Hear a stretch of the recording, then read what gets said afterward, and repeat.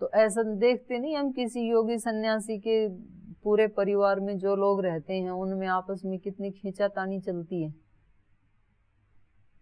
तो इसमें क्या कहेंगे, या तो वो व्यक्ति योगी नहीं है, अहिंसा में प्रतिष्ठित नहीं है, या तो सूत्र झूठा है, क्योंकि वैर भाव तो मिट ही नहीं रहा, वैर भाव तो है परस्पर।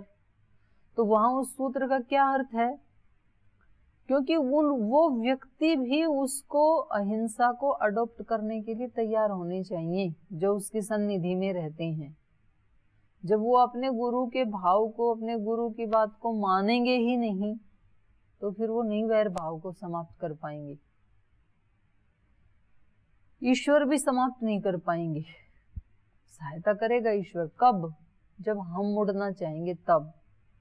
ऊंचा उठाएंगे गुरु हमें कब, जब हम उठना चाहेंगे तब। तो ये दोनों तरफ से होता है प्रयास, इधर से शिष्य की अभीप्सा, उधर से गुरु की कृपा। गुरु तो अहिंसा में प्रतिष्ठित हैं, लेकिन शिष्य तो चेंज होना नहीं चाहते हैं, तो कैसे जबरदस्ती वही त्याग करेंगे। और शिष्य भी ये चाहें कि जब हम यहाँ आ गए हैं, इस आश्रम में आ गए हैं, हमने ये जीवन अपना लिया है, तो हम इसको समाप्त करें, ऐसी उसकी इच्छा होगी तो निश्चित रूप से फिर गुरु की कृपा उसमें सहायता करती है, तो फिर वो मिट जाएगा। और किसी का प्रश्न कोई? जी। ओम दीदी, कल भगवान जी ने 3 वेदों का नाम लिया है, पर चौथे अथर्ववेद का नाम क्यों नहीं लिया? त्रयी विद्या इसको बोलते हैं, 3 में 4 को मिला के त्रयी विद्या है ये। कैसे? 4 वेदों को मिला के 3 प्रकार की विद्या है, ज्ञान, कर्म, उपासना। इनका उसमें ही है, अथर्ववेद में? हाँ, वो उसी में समाहित है, त्रयी विद्या में ही समाहित है। 4 वेदों में ना मुख्य रूप से 3 विद्याओं का त्रयी विद्या आएगा आगे। आज अगले ही 20 नंबर श्लोक में आ रहा है, देखो, त्रयी विद्या माम जी सोमपा। और कोई? हो गया, आगे चलो। तो चलिए, तपामि अहम वर्षम निगृह्णामि उत्सृजामि च अमृतम चैव मृत्युश्च सच्च असच्च अहम अर्जुन। ये हम कल पढ़ रहे थे। अहम तपामि, सूर्य के रूप में मैं ही तप रहा हूँ। मैं ही तप रहा हूँ मतलब सब चीजों को मैं पवित्र कर रहा हूँ, सूर्य के माध्यम से जीवन दे रहा हूँ। सूर्य हमें जीवन देता है, सूर्य हमें शुद्धि देता है, पवित्रता देता है। कोई चीज सड़ जाती है तो धूप में सुखाते हैं ना, और फिर उनमें से जो गीलापन है, जो गंदा पानी का जो है, उस अंश को सोख लेता है सूर्य, और समुद्र में से भी पानी को सोख लेता है, और उसी पानी को फिर मीठा बना करके, शुद्ध बना करके, वर्षम निगृह्णामि, मैं बरसता भी मैं ही हूँ, माने वर्षा को भी मैं ही उत्पन्न करता हूँ, और निगृह्णामि मतलब रोकता भी हूँ। उस जल को अब किसने रोक रखा है? कोई बीच में कोई लेयर थोड़ी है कि भाई उसने रोक रखा है। किसने रोक रखा है? गिरने चाहिए ना जल हमेशा, यदि आकाश में है तो 24 घंटे टपकने चाहिए ना, फिर तो ऐसा तो होता नहीं है। और ऊपर तो कोई चद्दर तो किसी ने, तिरपाल तो तान नहीं रखा है ऊपर वाटरप्रूफ, तो कैसे नहीं गिर?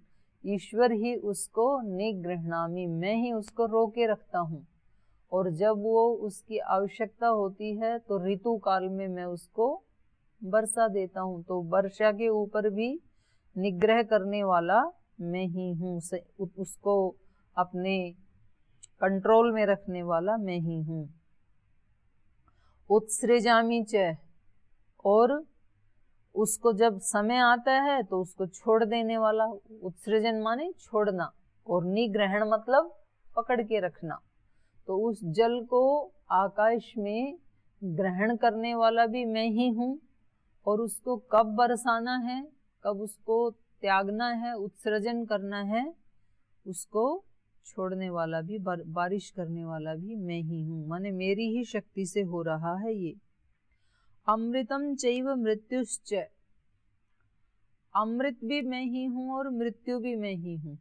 देखने में तो विरोधी लगते हैं ना दोनों, मृत्यु और माँ अमृतम गमय। हम प्रार्थना करते हैं मृत्यु से हटाओ और अमृत की तरफ ले चलो, लेकिन ईश्वर कह रहे हैं कि उन दोनों में मैं ही हूँ। अमृतत्व को प्राप्त करना है तो उस अमृतत्व में भी मैं ही हूँ और मृत्यु में भी मैं ही हूँ। तो क्योंकि ईश्वर कण कण में है तो उसके अलावा तो कुछ भी हो ही नहीं सकता है। अमृतम चैव मृत्युश्च सत्च असत्च अहम अर्जुन। सत भी मैं ही हूँ, असत भी मैं ही हूँ। सत मतलब जिसका कभी नाश ना हो, और असत मतलब जो दिखता तो है लेकिन जिसका नाश हो जाता है, जो विनाशी है। तो कह रहा है दोनों मेरे ही रूप हैं। तो सत में आ जाएगा हम सब के आत्मा, चेतन तत्व, ईश्वर और आत्माई और मूल प्रकृति, ये सत रूप में आ जाएंगे। और ये जो संसार प्रकृति दिखाई दे रहा है ये क्या है? असत, इसका विनाश हो जाता है। लेकिन जब अब ये पृथ्वी और ये सारी सृष्टि, जल, समुद्र, नदियां, वृक्ष, पर्वत, जो सूर्य, चंद्र जो दिखाई दे रहे हैं, ये जो असत रूप दिखाई दे रहा है, ये भी क्या है? ईश्वर का ही विश्वमय रूप है। तो हम प्रार्थना करते हैं, सूर्य को भी हम प्रणाम करते हैं, धरती माता को भी प्रणाम करते हैं, माता भूमि पुत्रो हम पृथिव्या। तो हम किसको प्रणाम करते हैं? ईश्वर के ही विश्वमय रूप को हम प्रणाम करते हैं, असत रूप को हम प्रणाम करते हैं। असत का मतलब है यहाँ पर नष्ट हो जाने वाला। तो सत्च असत्च अहम अर्जुन। अर्जुन, सत भी मैं ही हूँ और असत भी मैं ही हूँ। तो मतलब दिखने वाला एक चीज है, दिखने वाला ये सारा संसार एक है, न दिखने वाला इसके पीछे। तो न दिखने वाला भी मैं ही हूँ, दिखने वाला भी मैं ही हूँ। जो ये सारा संसार दिखता है ये क्या है? ईश्वर का एक पाद है, और तीन पाद इसके इनविजिबल हैं, दिखाई नहीं देते हैं।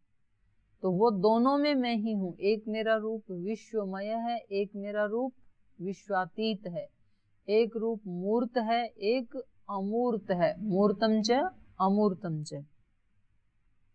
आगे कहा त्रैविद्या माम सोमपाहा पूतपाया यज्ञै इष्ट्वा स्वर्गतिम प्रार्थयन्ते ते पुण्यम आसाद्य सुरेंद्रलोकम अश्नन्ति दिव्यान दिवि देवभोगान। सोमपाहा त्रैविद्याः पूतपायाः यज्ञै इष्ट्वा स्वर्गतिर प्रार्थयन्ते। करें जो लोग, दो प्रकार के लोग हैं। एक कर्म कांड करने वाले हैं जिनको विशेष स्वर्ग आदि की प्राप्ति करनी है, इसलिए स्मार्त स्मृतियों में लिखा है स्वर्ग कामो अग्निहोत्रम यजेत। जिसको स्वर्ग की कामना है तो वो अग्निहोत्र किया करे। तो एक तो वो लोग हैं कर्म कांड करने वाले, ये बड़े बड़े यज्ञ करते हैं, याग करते हैं, पूजाएं करते हैं, अनुष्ठान करते हैं, लेकिन वो सब किस लिए करते हैं? सकाम भाव से करते हैं कि ये करने से मेरी ये कामना पूरी हो जाए, ऐसे भक्ति करते हैं। ये कामना करने से या तो वो लौकिक कोई चीज चाहते हैं कि ये मेरी कामना पूरी हो जाए, और लोक में यदि उनके पास सब कुछ है तो फिर स्वर्ग की कामना चाहते हैं कि ये करने से मेरे पुण्य बढ़ें, और पुण्य बढ़ेंगे तो पुण्य का परिणाम क्या है? स्वर्ग की प्राप्ति, कि हम स्वर्ग में जाएं। और हमारे यहाँ तो वैसे कोई भी मरे उसको भी क्या बोलते हैं? स्वर्गवास हो गया, मतलब चाहे वो नरक में ही जाए उसको स्वर्ग ही बोलते हैं। किसी ने मतलब अपने लिए नहीं, दूसरे के लिए कामना करेगा, बारिश नहीं हो रही है, किसान के लिए, आम आदमी के लिए परेशान हो रहा है, वो भी सब सकाम है, वो अपने लिए या दूसरे के लिए, जहां भी कामना है उसका फल तो कुछ ना कुछ रिजल्ट आएगा, कामना है ना ये, तो ये सकाम हो गया। तो जो लोग त्रैविद्या, 3 प्रकार की विद्या जानने वाले अर्थात वेदवित हैं, ऋक यजु साम अथर्व, उन सबको जानने वाले हैं, क्योंकि यज्ञ याग आदि तो वही कर पाते हैं ना जो वेद पाठी होते हैं, वेद के मंत्रों से ही कर्म कांड होता है। त्रैविद्या सोमपाह, जो जिन्होंने सोमपान किया है, सोमपान भी यज्ञ में ही एक लता को निचोड़ के उसका जूस निकाल के वो पिया जाता है। वो लता अत्यंत दुर्लभ है, इस समय तो अभी तो वो नहीं उपलब्ध होती है, लेकिन जो पुराने शास्त्र हैं उनमें उस लता का वर्णन है। अभी तो हम जो गिलोय है उसको अमृतवल्ली बोल देते हैं, क्योंकि वो भी लगभग उसके पीने से भी ना बहुत सारे रोग समाप्त होते हैं, तो उसको अमृतवल्ली कह देते हैं। लेकिन वास्तव में जो कर्मकांड के शास्त्र हैं उनमें जो सोमवल्ली का वर्णन किया गया है वो सर्पाकार होती है, सांप जैसे सीधी नहीं होती है, और उसमें केवल 15 पत्ते आते हैं। तो जब कृष्ण पक्ष होता है तो वो सारे पत्ते झड़ जाते हैं उसके, और शुक्ल पक्ष में एक एक पत्ता आता है। प्रतिपदा को 1 पत्ता आएगा, द्वितीया को 2, तृतीया को 3, चतुर्थी को 4, पंचमी को 5, ऐसे, और पूर्णिमा पर्यंत उसमें 15 पत्ते आ जाते हैं। और उस समय उसके पत्ते और उस लता को निचोड़ के जब पिया जाता है तो फिर उस व्यक्ति का शरीर है वो शारीरिक रूप से और मानसिक रूप से वो पूर्ण शुद्ध हो जाता है, ऐसा वर्णन मिलता है। तो जिन लोगों ने उसका कर्म कांड में उसका विधान होता है, जैसे हम कर्म कांड करते हैं ना, हवन करते हैं, वे 5 घी की आहुति देंगे, उसके बाद जल सिंचन करेंगे, फिर पहले हम इधर पश्चिम दिशा में करेंगे, फिर हम पूर्व में करेंगे, फिर उत्तर में करेंगे, फिर दक्षिण में करेंगे, फिर एक आहुति इधर देंगे, फिर एक आहुति इधर देंगे, बाकी सब बीच में देंगे। तो ये किसके बाद क्या क्रिया करनी है। ऐसे ही वहाँ बड़े जो यज्ञ हैं उनमें भी इतना यज्ञ करने के बाद फिर वो जो यजमान है वो सोमपान करेगा, और सोमपान करने के बाद वहां पर ये कहा जाता है कि अब मैंने सोमपान कर लिया है, अब मैं अमर हो गया, इंद्र बन गया हूं मैं। वो अमृत को पी करके फिर मरेगा नहीं, ऐसी उसकी मान्यता है। उसको ही इंद्र कहते हैं जिसने सोमपान किया है। ये उसका भौतिक अर्थ हुआ। और उसका आध्यात्मिक अर्थ ये है कि जो व्यक्ति अपने शरीर की 7 धातुओं में से किसी भी धातु का क्षय नहीं होने देता है, ये सोमपान है, और वो व्यक्ति फिर अमर हो जाता है। अमर हो जाता है मतलब वो योगी बनेगा, ऋषि होगा, महर्षि दयानंद जैसा होगा, वो भीष्म पितामह जैसा होगा, वो हनुमान जी जैसा होगा जिसने सोमपान किया है। तो अपनी शक्तियों का ह्रास न होने देना, अपनी किसी भी शक्ति का, किसी भी इंद्रिय का, और विशेष रूप से जो सप्तम धातु है शुक्र का नाश ना होने देना, उसको कहते हैं सोमपान। तो ये इन्होंने कहा कि जिन्होंने यज्ञ किया, जिनका यज्ञीय जीवन है, जिसका सर्वस्व किसके लिए है, ईश्वर के लिए, क्योंकि ये सारी सृष्टि जो यज्ञ कर रही है, तो ये सारी सृष्टि किसके लिए काम कर रही है, ईश्वर के लिए। उपनिषदों में आया है, उसके भय से ये अग्नि जल रहा है, उसी के भय से वायु बह रहा है, उसी के भय से ये सूर्य तप रहा है, अपना अपना काम कर रहे हैं, ईश्वर की व्यवस्था से निरंतर लगे हुए हैं, लेकिन अपनी कोई कामना नहीं है, ईश्वर के लिए लगे हुए हैं। तो वास्तव में जो ईश्वर के लिए निष्काम कर्म करते हैं, कर रहे हैं, बस हमें करना चाहिए, हमें साधन मिला है, शरीर मिला है, इसलिए कर रहे हैं, कामना कोई नहीं है हमारी, तो उनको फिर क्या कहेंगे, यज्ञीय जीवन उनका।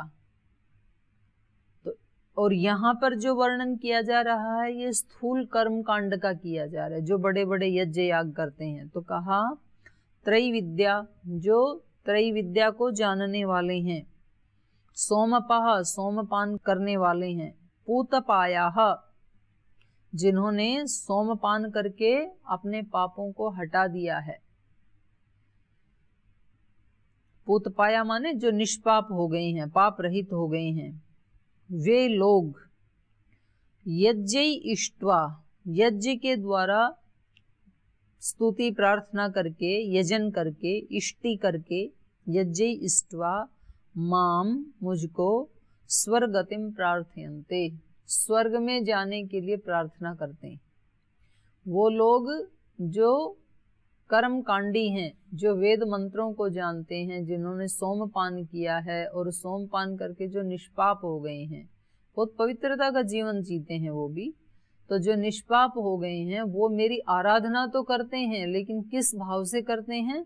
सकाम भाव से। उनका भाव ये होता है कि हमें ये फल, ये पुण्य करके स्वर्ग की प्राप्ति हो। इसलिए बड़ा बड़ा दान भी देते हैं लोग, बड़े बड़े यज्ञ याग करते हैं, कहीं स्कूल चलाते हैं, धर्मशालाएं चलाते हैं, लेकिन उसके पीछे उनका भाव क्या होता है? हमें स्वर्ग की प्राप्ति, हमें पुण्य मिले।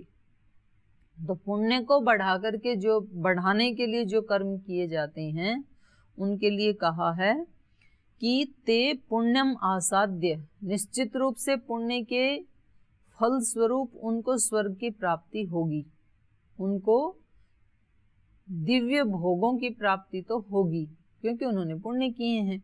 लेकिन उन पुण्यों को भोग लेने के बाद, आसाद्य, उनका आस्वादन करने के बाद, अर्थात उनको भोग लेने के पश्चात, सुरेंद्र लोकम अश्नन्ति, वे उन पुण्यों को प्राप्त करने के कारण, सुरेंद्र मतलब स्वर्गलोक, इंद्रलोक, वे सुरेंद्र लोक माने स्वर्ग लोक के जो दिव्य ऐश्वर्य हैं, भोग हैं, दिव्यान दिवी देव भोगान, द्युलोक में या स्वर्ग लोक में दिव्य भोगान, दिव्यान देव भोगान, जो देव जनों के द्वारा भोगे जाने वाले दिव्य भोग हैं, देवता लोग जिनका उपभोग करते हैं, ऐसे जो दिव्य भोग हैं, उन भोगों को वो अश्नन्ति, वो उनको भोगते हैं, जो दुर्लभ हैं, मनुष्य के लिए तो बिल्कुल दुर्लभ हैं। तो ऐसे द्युलोक में, दिवी द्युलोक में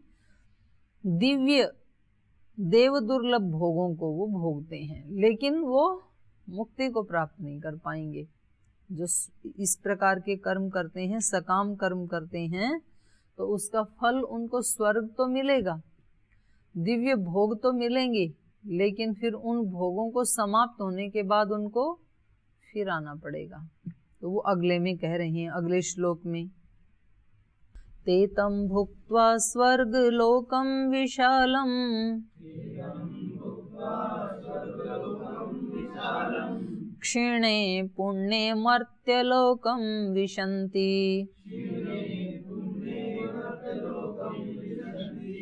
एवं त्रयी धर्ममनुप्रपन्ना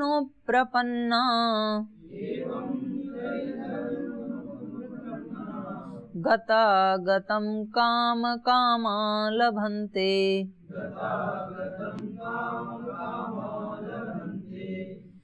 तम ते तम स्वर्गलोकम भुक्त्वा विशालम पुण्य क्षीणे मर्त्यलोकम विशन्ति।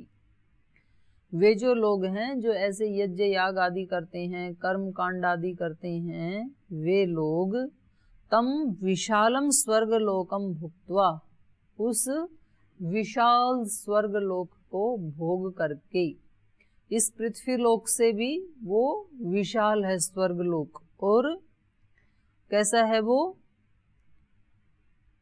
दिव्य भोग देने वाला है वो।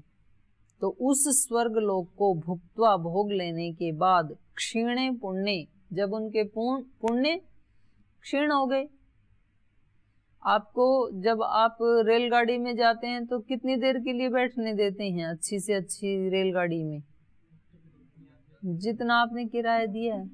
फ्लाइट में जाते हैं तो कितनी देर बैठने देते हैं? जहां तक का किराया दिया है। किराया खत्म तो नीचे उतरो, अब नहीं आप बैठ सकते दोबारा उसमें।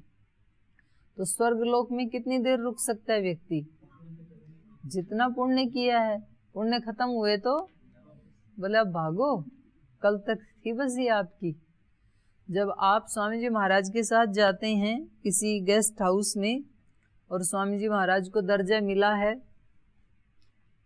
उसका स्टेट गेस्ट का, तो फिर वो जो भी वहाँ के कर्मचारी हैं वो सेवा में उपस्थित रहते हैं। हाँ जी, कुछ चाय कॉफ़ी कुछ लाएं आपके लिए, कुछ फल लाएं, जूस लाएं। और स्वामी जी चले गए और पीछे फिर आप रह गए। फिर चाय कॉफ़ी की तो बात छोड़ो, बैठने भी नहीं देते हैं वहाँ, बोले चलो यहाँ से। वो तो स्वामी जी के साथ था, तो वो पुण्य किसका था? स्वामी जी का पुण्य था, तो उसके लिए पूछ रहे थे। वो पुण्य खत्म हुए तो फिर आप एक कॉमन व्यक्ति भी नहीं हैं, हम तो बड़े भुक्त भोगी हैं इसके।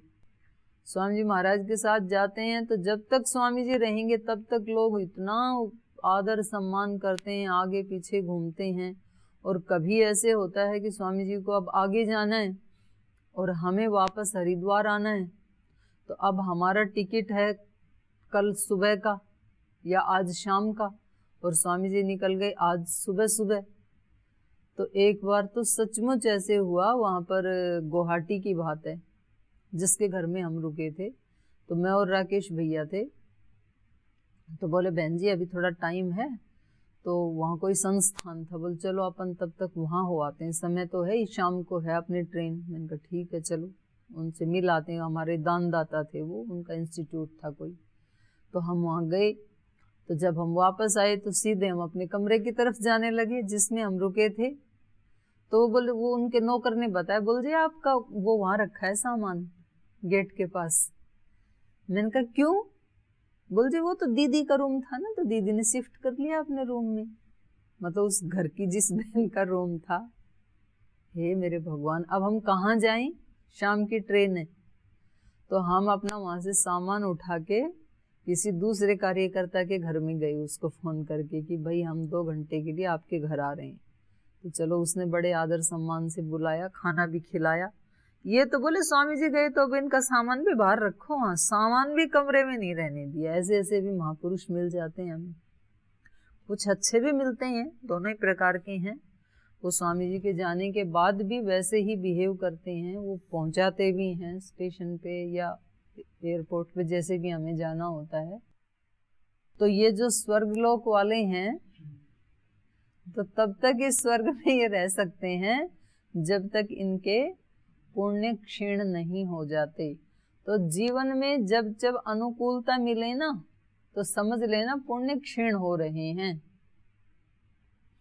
और जब कभी मतलब आपका उसमें हक था और आपको वो चीज नहीं मिली, तो भगवान का शुक्र मनाना कि पुण्य बच गया।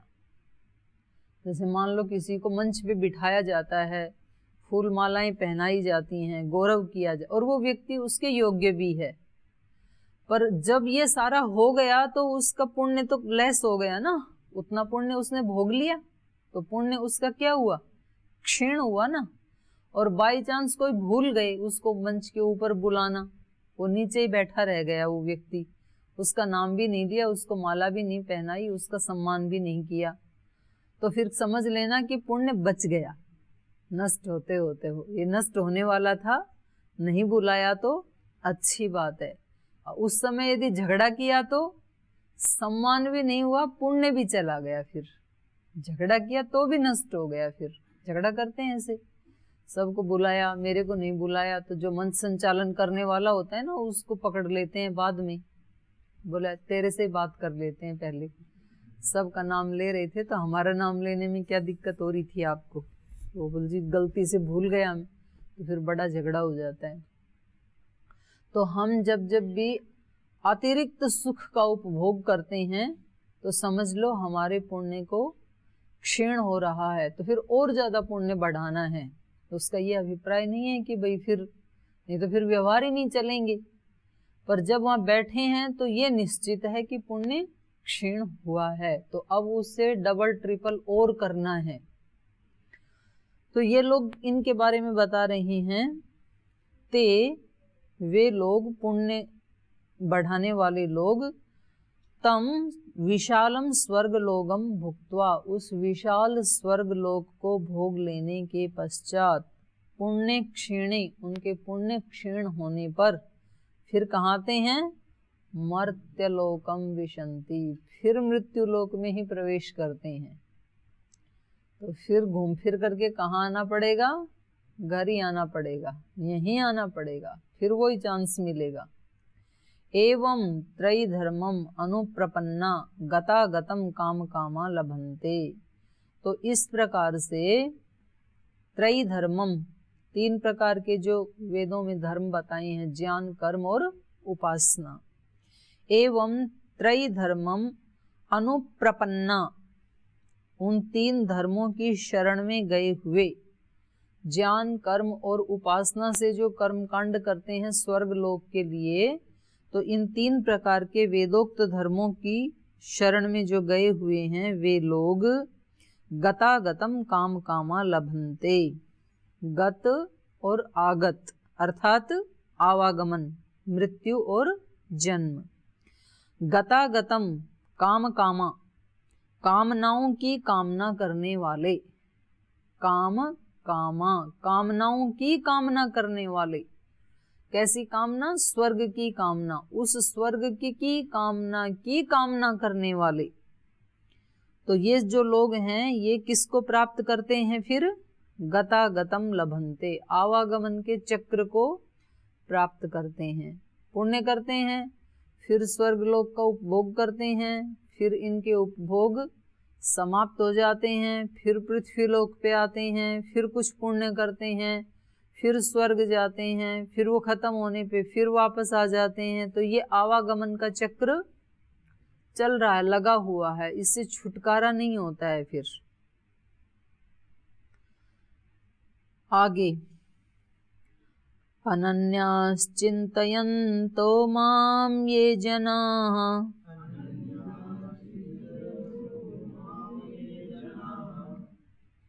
अनन्याश्चिन्तयन्तो मां ये जनाः पर्युपासते तेषां नित्याभियुक्तानां योगक्षेमं वहाम्यहम्। येऽपि अन्यदेवता भक्ता यजन्ते श्रद्धयान्विताः तेऽपि मामेव कौन्तेय यजन्त्यविधिपूर्वकम्। अनन्याश्चिन्तयन्तो माम ये जना पर्युपासते। ये ऊपर तो बात हुई कर्मकांड वालों की। कर्मकांड बिल्कुल अलग है। जो हम सकाम भाव से जो भी भक्ति करते हैं, यज्ञ करते हैं, पूजा करते हैं, मंदिर जाते हैं, मस्जिद जाते हैं, गुरुद्वारे में जाते हैं, लेकिन सकाम भाव से करते हैं, तो वो सारा किस में आ जाएगा? कर्मकांड में आ जाएगा। और उसका फल क्या होगा? स्वर्ग आदि की प्राप्ति, अच्छे फल की प्राप्ति। लेकिन वही कर्म यदि कोई भक्ति पूर्वक कर रहा है, निष्काम भाव से, तो भक्ति मार्ग अलग है और कर्म कांड का मार्ग अलग है। तो ये ऊपर तो कर्म कांड वालों का बताया कि कर्म कांड वाले जो हैं वो ठीक है, वो अच्छे कर्म करते हैं, पुण्य कर्म करते हैं, लोग को सुख देते हैं और उसके फल स्वरूप उनको स्वर्ग आदि सुरेंद्र लोकों की, इंद्र लोक आदि की प्राप्ति भी होती है। लेकिन उनके पुण्यों का क्षय होने के बाद, जब उनके पुण्य क्षीण हो जाते हैं, तो उनको भोगने के बाद उनको पुनः मृत्यु लोक में प्रवेश करना पड़ता है।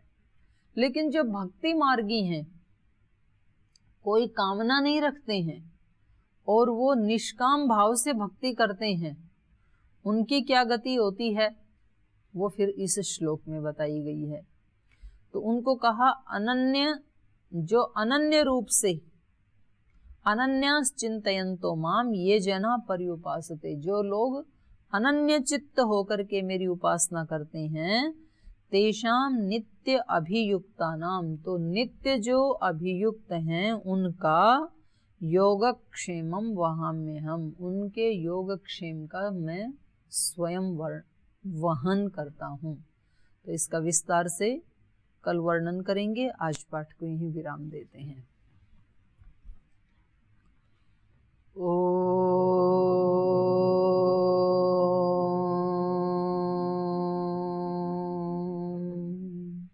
शांति शांति शांति। श्री गुरुभ्यो नमः।